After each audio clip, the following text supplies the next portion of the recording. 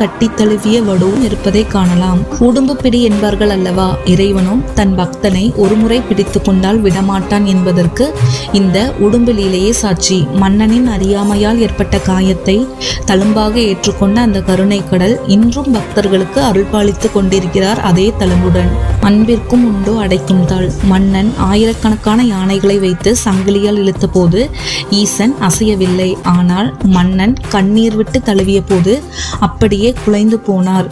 அதிகாரத்திலோ பணத்திலோ உடல் பலத்தாலோ ஒருவரை பணிய வைக்க நினைப்பது முட்டாள்தனம். அன்பால் மட்டுமே ஒரு மனிதனின் மனதை மாற்ற முடியும். கடினமான இதயத்தையும் கரைக்கும் சக்தி அன்பிற்கு மட்டுமே உண்டு. இறைவன் ஏன் உடும்பு உருவம் எடுத்தார்? உடும்பு ஒரு முறை ஒரு இடத்தை பிடித்து கொண்டால் உயிரே போனாலும் விடாது. உங்கள் லட்சியத்திலும் உடும்பு பிடி போன்ற உறுதி இருக்கட்டும். தடைகள் வரும்போதும் பின்வாங்காமல் பிடிவாதமாக உழைத்தால் வெற்றி தானாக தேடி வரும். ஈசன் தன் திருமேனியில் ஏற்பட்ட அந்த சங்கிலி தழும்புகளை மறைக்கவில்லை.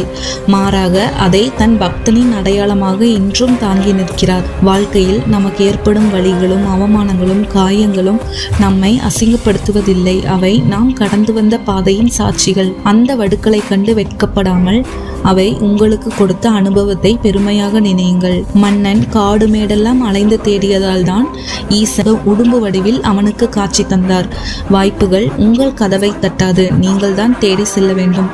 உண்மையான தேடலும் தாகமும் இருப்பவர்களுக்கு இறைவன் ஏதோ ஒரு ரூபத்தில் உடும்பாகவோ அல்லது ஒரு மனிதனாகவோ நிச்சயம் வழிகாட்டுவார். யானை பலம் இருந்தாலும் அதிகாரத்தால் இறைவனை நெருங்க முடியாது.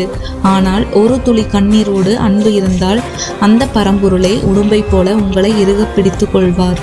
பலத்தை விட பணிவே சிறந்தது. மேலும் இது போன்ற வீடியோக்களுக்கு நமது சேனலை சப்ஸ்கிரைப் செய்து கொள்ளுங்கள்.